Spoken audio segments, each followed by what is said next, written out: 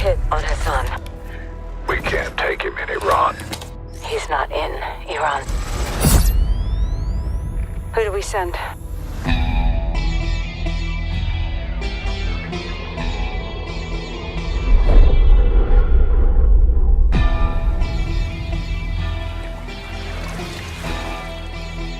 All right, lads, well, we're in position. Bravo team offloads here. Alpha team stays on board to land downrange. This is capture or kill. Ya son más de 10 años metiéndole y todavía sueno como nuevo. Balvin no tiene relevo, me sobra el dinero, el respeto y los huevos. Yo, cada movimiento que hago es luego otro nivel lo elevo. Tú sonaste, me pagaste y no lleva ni la mitad. We're shifting! Watch the containers! How the hell did Iran get their hands on this? It's either Russia or us. Anywhere I roam.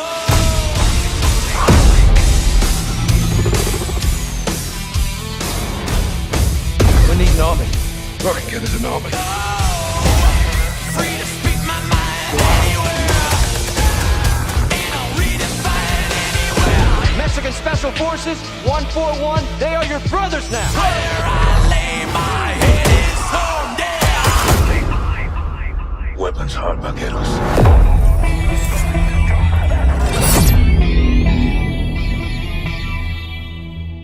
Pre-order now and get early access to the open beta.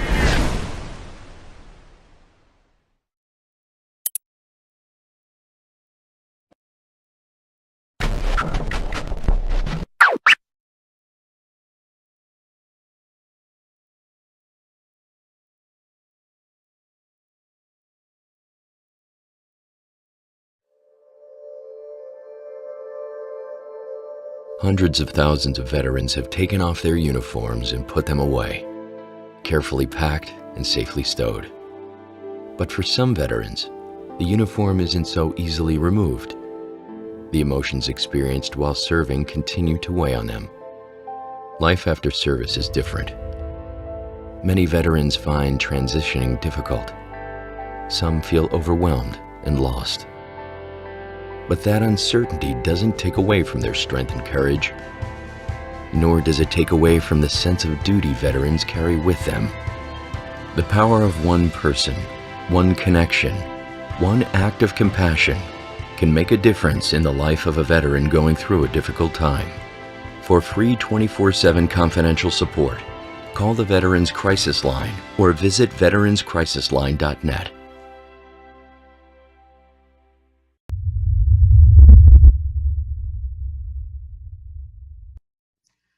Hello and welcome again to Oscar Mike Radio. Oscar Mike Radio is part of the Hubuzoo Network. You can find out more on hubuzoo.com. And as always, I want to thank my sponsors, Joyce Asack of Asack Real Estate, Army National Guard veteran Mark Holmes of Reapers Detailing and Power Washing, and my supporters, Semper Savage Salad Dressing, Bottom Gun Coffee, and Caisson Shaving Company. And we are starting off August. This year is still going strong with a bang. And it's just always interesting how I meet new people and get to know them. I've met Jane. This is Jane Babcock from Wisconsin, where my grandmother used to live. Jane, welcome to Oscar Mike Radio. Thanks, Travis. How are you? I'm doing all right.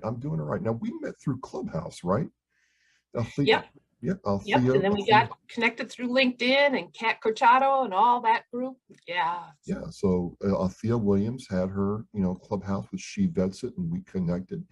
And ladies and gentlemen, she sent me an email, and it took me like 3 days to read it. I am like, yes, this is exciting stuff, because, you've been at a high level, I think, Jane, and right there in the weeds helping veterans. So let's just get started with who Jane is. Well, Jane Babcock is third generation Army. My grandpa did World War I and World War II. My dad did World War II. And then I was trying to do the 30 years like my grandfather did, active duty and reserve. Didn't quite make it at 21 and a half, stupid training injury. But my military career, I volunteered for every school I could get to. And when I was a reservist, of course, that allowed. Jane, you're not supposed to volunteer.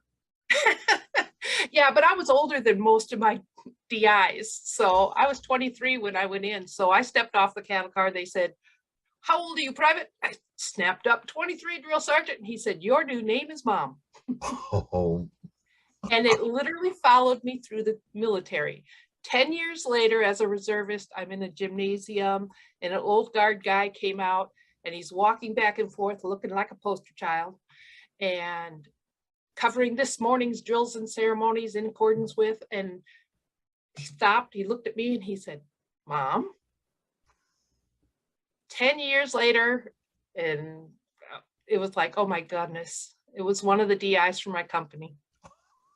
So yeah, it's wonderful how the military follows you around the world, even though you're going in opposite directions as far as duty stations go. It really is a small world. It Yes. is. So what did you do in the military? I mean, you're in there for 21 and a half years, and your grandfather was World War I and World War II? Yes. That's In amazing. fact, you can see his World War I Purple Heart. Back then, they didn't have the medal, so they issued these accolades of humanity. And that's his, if I tilt my screen a little bit, it looks like Lady Columbia knighting a doughboy. That's World War I version of a Purple Heart. Get out. I learn something new every day. I had no idea. Yeah, and it's actually part of the DAV patch. I got to look at the patch again. I'm a life member. All right. Yeah. So what did you actually do in the Army? Well, I volunteered as a crypto tech. I had a good ASVAB score, so I went to crypto school for a year, learning how to maintain what was 2 racks of equipment. Nowadays, it's the size of a large cell phone. So it's, thank goodness, has changed. But then I went to Korea for a year, came back. They said, "You're going to school." They sent me to Fort Huachuca, Arizona, where I learned to bend conduit and run duct work and do electrical panels. And as an installer, I traveled over 26 states in 2.5 years. Oh, so you were moving. You were Oscar Mike. You were on the move. Oh, yes. Yeah, we were constantly going. Unfortunately, it meant a high rate of divorce for a lot of our guys. But it was such a world and eye-opening experience to see so much of our country. And so, and being the only rope qualified one on the team, when it took time to take equipment up and down, like the air traffic control tower next to Fort Bragg on Pope, I was the only one that got to ride up and down with the equipment because I knew how to rappel back down. You must have had a different experience and perspective going in at 23 and being a female than, other people. Oh, definitely. Back then women didn't make up much of the force. I think we were less than 7 or 8%. And that was back in 1982. Oh, wow. And then, but it grew, of course. I had leaders that were chauvinists. I graduated from my first leadership academy, primary leadership at Fort Knox, came back to my home unit, and my sergeant in charge said, oh, well, they wasted their money sending you to leadership school. Women belong only as nurses and secretaries in the Army. So, yeah, you had to overcome some things. But then there were the great leaders that really just said, whatever you can do, do it. Nice, nice. So you served 21 and a half years. You said earlier you had a train accident, and that does happen, and you get out. After being in that long, what was your transition experience like? In 2004, I walked into the unit, said the neurosurgeon wants to cut my throat and put a bunch of metal in my neck. And the UA, unfortunately in the reserves and National Guard, a lot of our UAs and people in charge of the paperwork, especially in a small unit, are not career trained in that military occupation. So they may have been like my guy, through no fault of his, 3 years before involved with choo-choo trains in the Army. So when I came in and said, I'm injured and they want to operate on my neck, he basically said, oh, aren't you lucky? You got your 21 here, sign here, you're in the retired reserves. And as stoned as I was on Vicodin, I just signed on the bottom line. So no transition. In fact, they didn't even ask for my TA-50. Now, what's that? What's the TA-50? Your field gear. They didn't ask for your field gear. Yeah, they didn't even ask for my field gear. I had to go back later on, a month later, and say, here, do you want this stuff? And then they were on their way to Afghanistan. So they were like, yeah, throw it in the corner. We'll take care of it later. I've heard of gear left adrift must surely be a gift, but that's a new one. Did not operate that way in the Marine Corps. There was a checklist, and if you couldn't pay up, you paid up. So you get out, and it sounds very unceremonious. You're just in the Army one day, or Army Reserves one day, and the next day you're out. Now, how did you get your injury, taken care of during this time? My private civilian insurance. Again, no transition, no mention of VA, no, are you fit for duty? Can you stay in? Because I was hoping that once I recovered and did my physical therapy, I would be able to go back and get reevaluated to see whether or not I could come back in. Yeah. And they said, nope, you're in the retired reserves. And unless you get activated by a federal order, I mean, I could volunteer to do IMAs and things like that, or non-pay type things, but first I had to pass that physical. And unfortunately, I wouldn't have been able to pass the physical due to the nerve damage in my arm. And I couldn't wear Kevlar, I couldn't wear battle rattle, even though I held 5 military occupations. So this happens, and it's an abrupt transition, to say the least. But now you are a subject matter expert in this stuff. Ladies and gentlemen, when she's on a clubhouse or a forum and talking about, veterans benefits, it becomes very clear that she knows what she's talking about. How did you go from not knowing anything about the VA or veterans benefits when you got out to being this way, Jane? Well, fortunately, I saw a newspaper ad that said they're looking for a veteran service officer in my county.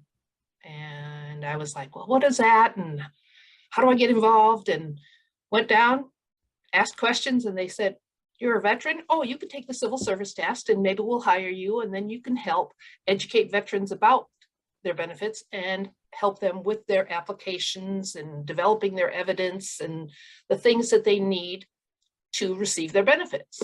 And I thought, okay, I can help guys that have injuries get VA benefits.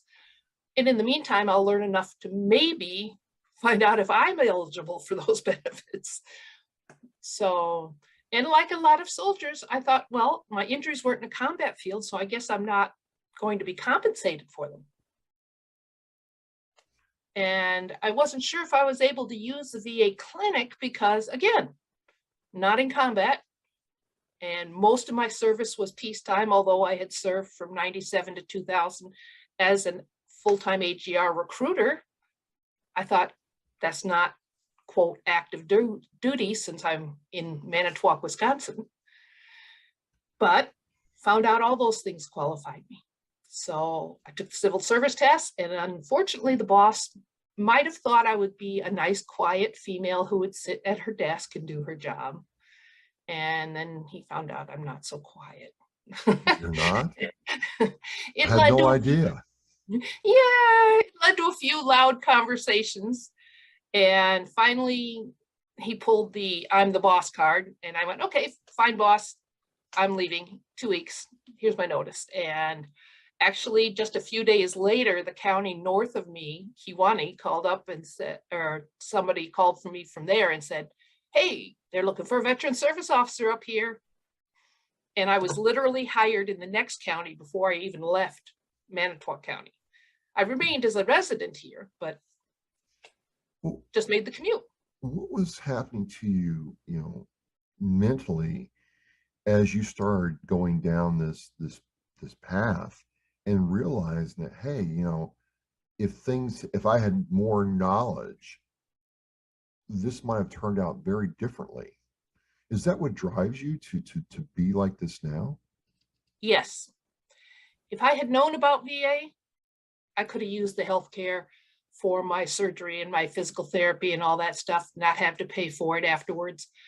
And then I also would have received the benefits, which would have allowed me maybe not to go back to work within those first 2 weeks or even month, because I later found out the neurosurgeon didn't want me to work for a month, but he didn't say that. Or maybe if he did, I was too drugged. So, and then the fact that there's so many veterans and so many widows out there that really don't know. And my second mission being Reserve, National Guard, and even active duty guys that aren't told about the med board process. My last case as a CVSO was a young man in the reserves, 2 tours in the sandbox, in an IED, had a back injury that progressed back at home station to the point where they did a couple surgeries on his back, the last one being to implant a pain stimulator to block his pain signals. And the reserve unit just went, oh, you got your 20, we're going to put you in the retired reserves, leaving him nearly unable to work if it weren't for a really great boss, and without insurance and without the income, and potentially not having an income without insurance on his kids. And once that paperwork is signed and processed, you have no resolution but the Army Board of Correction and Military Records, and that's a 2 to 3 year wait. Wow. That's a hell of a position to leave a young adult with multiple children and things like that without the proper regulation following. So those are my 2 missions. Fix the Department of Defense, trying not to use the wrong words, and fixing the VA's lack of outreach and education. So let's talk about the Department of Defense, because even for active duty personnel, and I was active duty, it's a 1 week class, and 1 week that's 5 days, actually 4.5, because, you know, at 1300, don't bother coming back, you're done here, go pack. And it just seems like it needs to be different somehow, but I'm not sure how that is, because everybody's from different states. Every state is different. Every municipality is different. Yeah. What do you think on the on the transition side, the DoD side, that could be different? On the transition side, I think every soldier ought to be required to go through a VA physical. That way they can investigate and find those injuries and illnesses that could possibly qualify them to go through a med board. Things that are going to impact their lives for the rest of their lives. You know, nerve damage in my arm is going to impact me the rest of my life. And being my dominant arm, it impacts me even more when it comes to working world. So that deserves the opportunity to go through that med board. I kind of find that interesting because I found out the hard way that, the fact I didn't have my printed out medical records from the Marine Corps or Navy rather, uh, could have helped several things that happened to me. And it makes sense. So that's interesting. Well, the other thing too is that even without you personally having your medical records, the VA has an obligation to request those from your branch of service. They have to request them, a minimum of 2, but they're asked to request them 3 times, and then send you a letter if they don't get a response from your branch of service saying, we've requested the records multiple times, haven't gotten a response. Can you request them? Or do you have them? Because in my case, in the old days, they handed your medical records and your 201 file and said, here, take these to your next unit. Yeah. So that didn't stop until that plane full of guys went down, and then they went, oh, we don't even have dental records to identify these guys. So they stopped doing that. But that DoD mission is so vital with the quality of life for our younger veterans. But in the opposite end of that problem is our veterans that experienced the fire at St. Louis in 72, I think it was. Again, mostly Navy. So, but those are rebuildable records. I helped a Korean War veteran whose records were gone, and he had been saved by a group of Marines in a village in Korea after being shot. And he was in a field hospital. It was overrun. He was in the frozen rubble for a day and a half. Marines came in, saved him, warmed him up, sent him back to his unit. He walks into my office 60 plus years later using 2 4-pointed canes because his frostbite was killing all the nerves in his legs. And I posted a bunch of stuff on the internet, on a bunch of Marine sites, history sites, and things like this. And 6 months later, got a phone call from a Marine saying, I think I'm one of the guys you're looking for. And was that Jim so-and-so? And I went, yeah. So now I had an eyewitness to his injuries. It doesn't always have to be your medical record. It can be witness statements. It can be your family saying, he came home in a cast on leave. Now you have proof of your broken arm or leg. Yeah, yeah. On the VA side, I hear so many things about, the VA is bad, the VA is this, the VA is this, and I've heard that, hey, the VA, when I finally figured out to show up for my appointments and take this and do the work, it wasn't that bad. What are the challenges coming from the VA side of things? VA is like any other medical system when you're talking about healthcare. My husband waits just as long, if not longer, to get appointments with specialty fields as we do inside the VA. Wherever you live, the bigger the population, the larger the hospital structure and everything else, and the more people using it, you're going to wait longer. I can call up, and sometimes I can get in the same day at my clinic because I'm in rural Wisconsin. I have to drive half an hour to get there, but I have that care. And my guys, my healthcare system, I literally have a neighbor that works at the clinic. So we know each other. We care about each other as community. It's different. They literally saved my life. I had a misdiagnosis that I was being treated for years through the civilian side of the house, again, not knowing about VA, and just went along for years using the medication and inhalers that they were giving me. And turns out I actually had blockages in my heart. The VA doctor said, those symptoms are a lot similar, but I think there's something else going on. And they did one of those catheterization things and put the dye in my heart and went, you have 8 blockages. Wow. So I'm lucky I didn't die. If it hadn't been for my VA healthcare team, I might not be here. So I love my VA healthcare team. Well, I told somebody, I said, look, I've had, 2 injuries in each leg. The PT I got from civilian care and the PT I got from the VA is night and day. The civilian care says, hey, you're allotted, 8 appointments. If you need more, call your insurance company. Insurance company says, hey, you've done everything you can. We're done with you. The VA healthcare was like, we're going to take a little bit more time to iron out these last little things, get you right. Night and day. So I don't think it's all bad, but it certainly could use improvement, sure. And the costs. My own adult daughter right now, she was supposed to be trying this new medication because she has all sorts of problems with her stomach. I mean, she's had shots in her stomach and everything else to try and deaden the nerves so that she doesn't have the issues.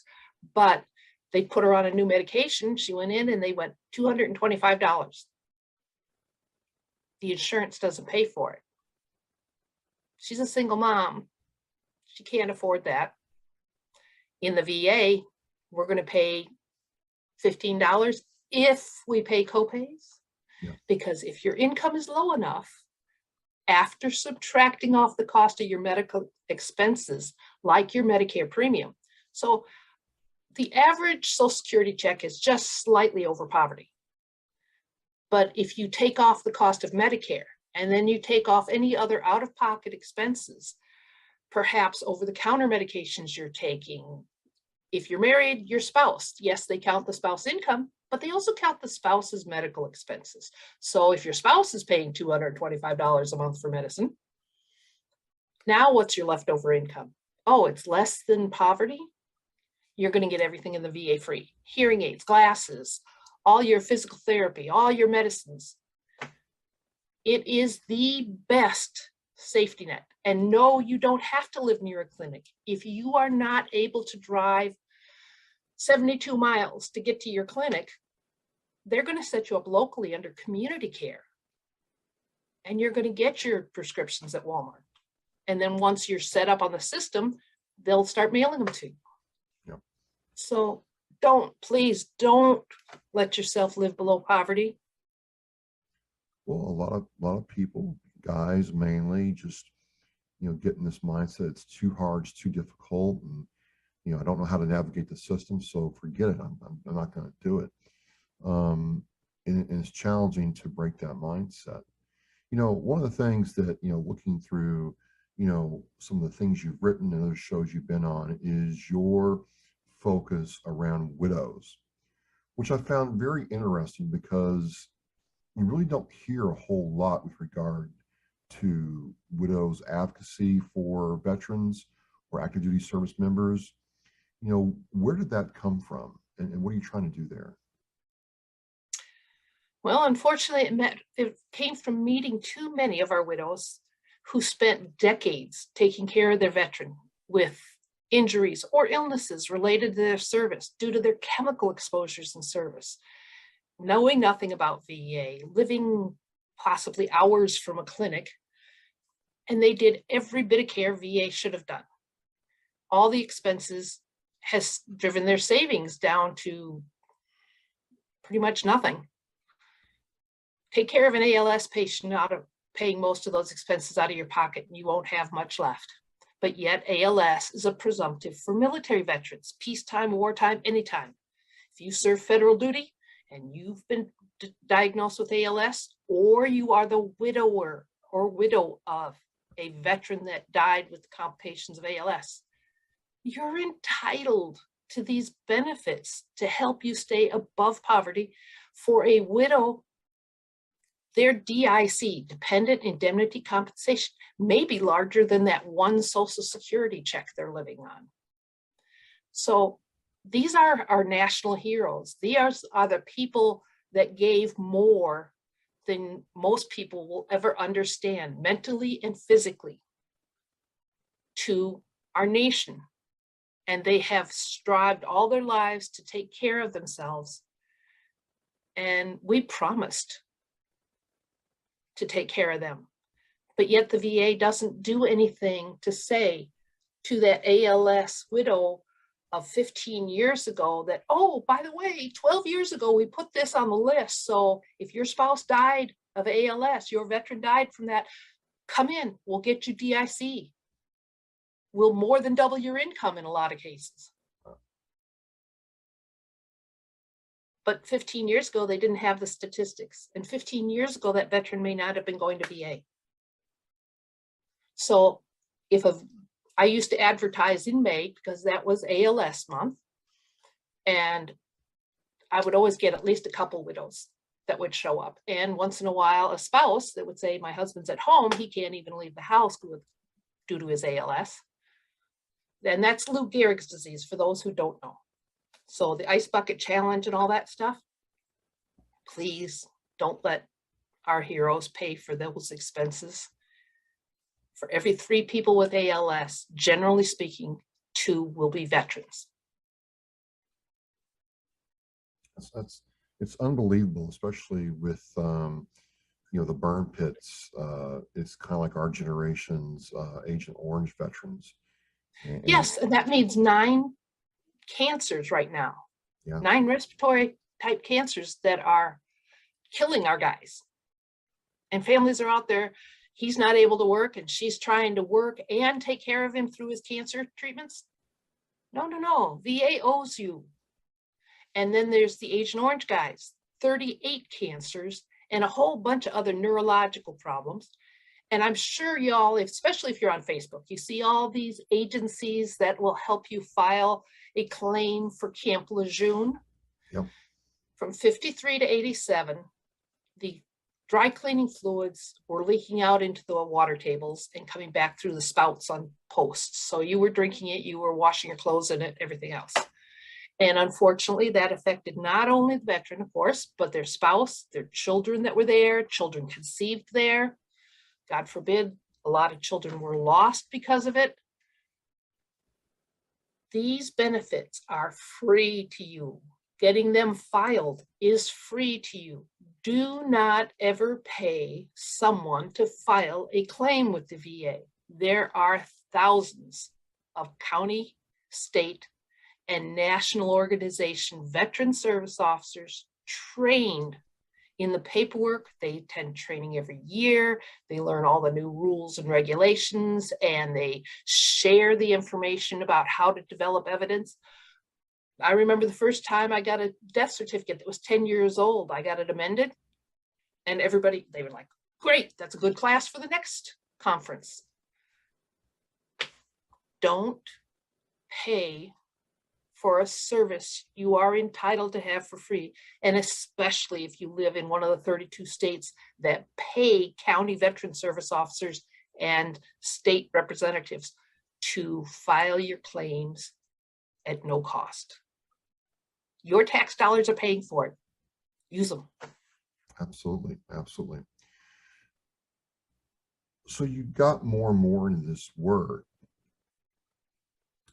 As we wind this down, what's the area you think right now, pick 2, maybe 3, where there's the most need for veterans now? Nationally, it's economic. These benefits are out there.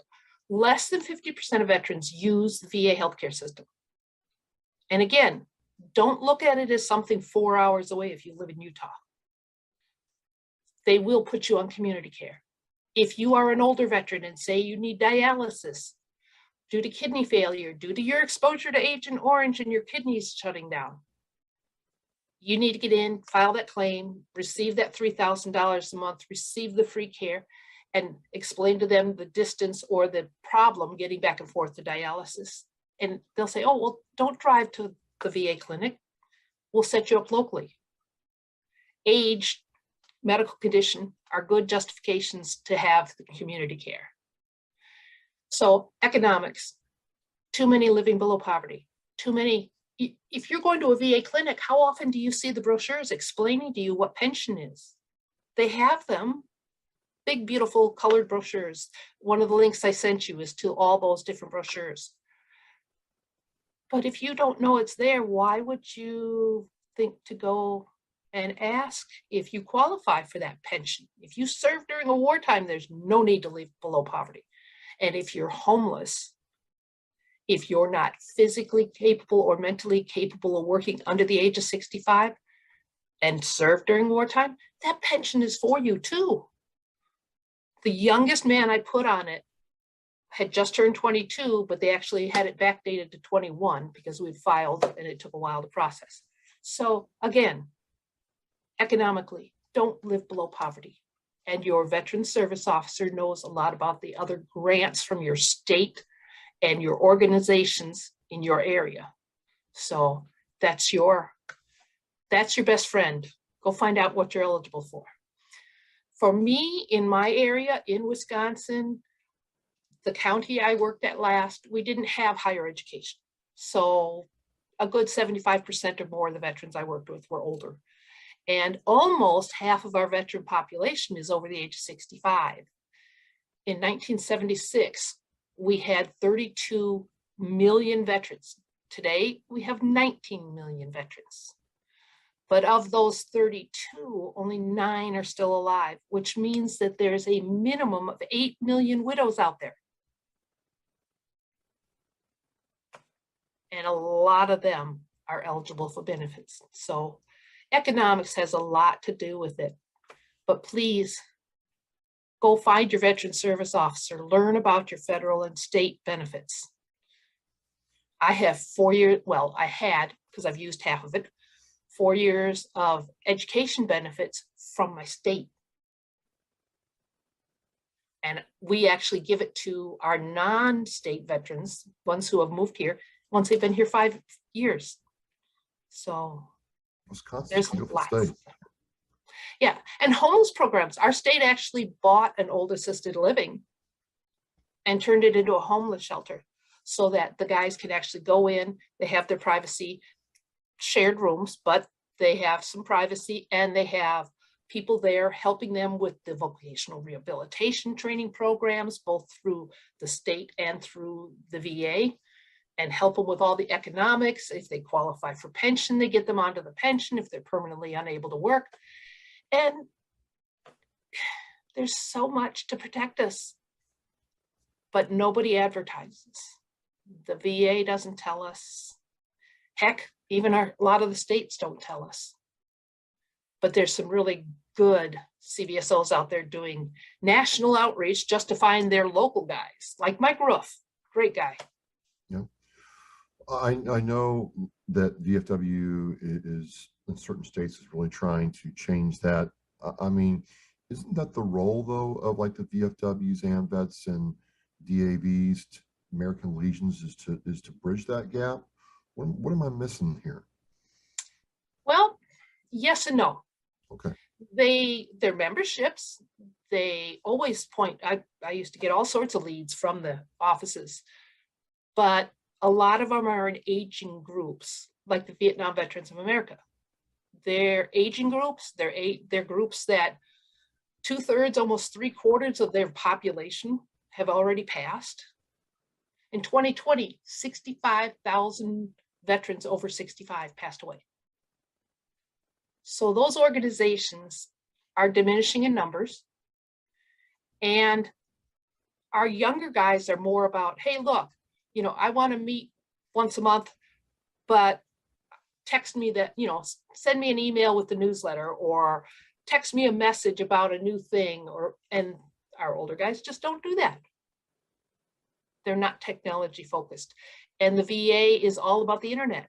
But I challenge most veterans who don't know about, say, voc rehab or funeral honors, what all is in the funeral honor as far as headstones and bronze markers and even the eligibility for cemeteries and things like this.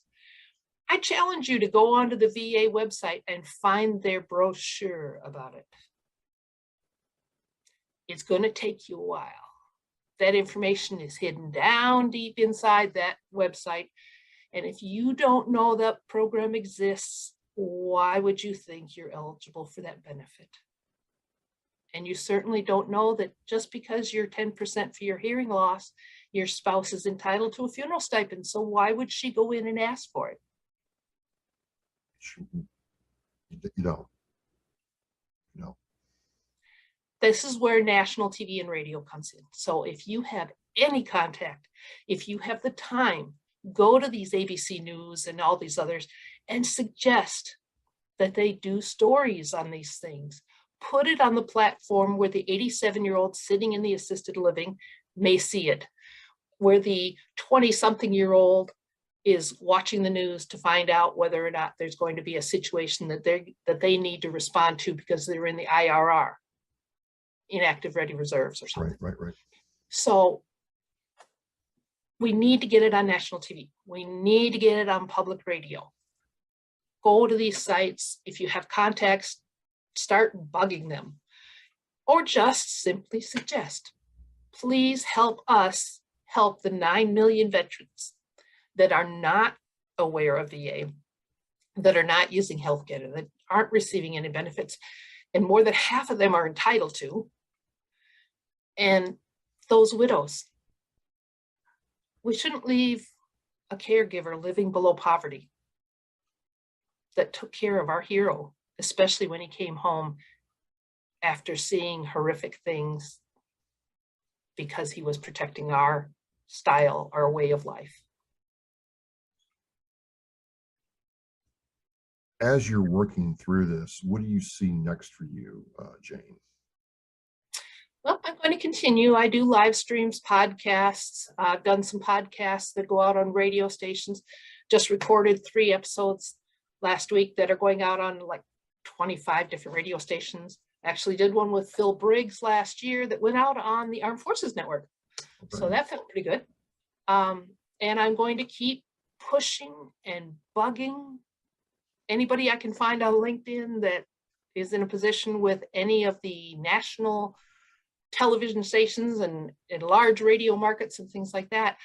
Eventually, once we put it on those national platforms, I won't have to be as active, but I will always be available on LinkedIn to give you the tools that you can later on research what you're eligible for, or what your mom is eligible for, or your aunt, or your uncle that was married to one of our first Air Force women. And then I'll just always be available with my phone number on my messages that I send on LinkedIn, and you can call me, ask questions. I'll help you find that free, trained, and accredited veteran service officer that will help you at no cost. What's the best way for people to contact you? LinkedIn. LinkedIn? Yeah. Okay, so ladies and gentlemen, I'll have her LinkedIn URL in the Oscar Mike Radio show post with Jane Babcock, Army veteran, Army Reserve veteran, and just a force for, you know, us. And I've learned a whole lot, Jane. I've learned a whole lot. And, you know, I guess change starts with one person. But I can tell you for so long, I just was like, yeah, you know, I'm not going to bother with many years, like not getting involved, just too hard. It's just not worth it. And that seems to be a lot of us. You know, how do you change that mindset that it is worth it? Well, just know you don't go to a dentist or try to figure out your podiatry problem by yourself. Don't try to figure out the laws and regulations of the VA by yourself. Go to somebody who's trained. It's not college, but it's darn close to it, because we speak, VSOs speak the language, accredited VSOs. Always ask if you have someone that's offering to help you with your VA benefits. Are you accredited? When's the last time you went to training? Things like that. Because if you're not an accredited VSO and you're not attending that training every year, you're probably not up to speed to exactly every rule. I am no longer accredited. So when you do contact me, I'm going to give you the tools and information. I'm going to give you the links to the 38 Code of Federal Regulation that oversee what you're asking about. The links to the VA brochures about voc rehab and home loans and all that kind of stuff. And then I'm also going to give you a link to where you can look up your accredited VSO. Awesome. Well, I want to thank you for coming on and talking with me. I mean, in the clubhouse with Althea Williams, it was just like, okay, you know when someone is like for real, legit, and then you look at their body of work and it's like, okay, this is rare, which is sad to say, but it's true. And I'm like, okay, here's a resource. And I've watched you in these clubhouse, forums say, hey, if you have a question, reach out to me. And it's been very nice to see. I just hope to continue to learn more, Jane. Thanks, Travis. Anytime we can reach a veteran or their surviving family is a good day. Absolutely, absolutely. And I just want one. If one person says, hey, I'm going to find that accredited VSO, that'd be great. And if you need some help doing that, again, I'll have Jane's link in the show post. And once you know, so there's no excuse, right? None whatsoever. And we're family. Absolutely. Got to share the information. Got to take care of each other. That's all we have. Well, I want to thank you for coming on Oscar Mike Radio, Jane. I really appreciate it. We'll talk again, I'm sure, and I look forward to meeting you in person one day. I certainly hope so. God bless and thank you for your service, everybody. Thank you. And as we say at Oscar Mike Radio, we are mission in flight. Have a good one. I want to thank you for joining me and watching Oscar Mike Radio. Now go to OscarMikeRadio.com and click shop to check out all the cool merchandise from Authentically American. All proceeds go to veteran service organizations. We are mission in flight.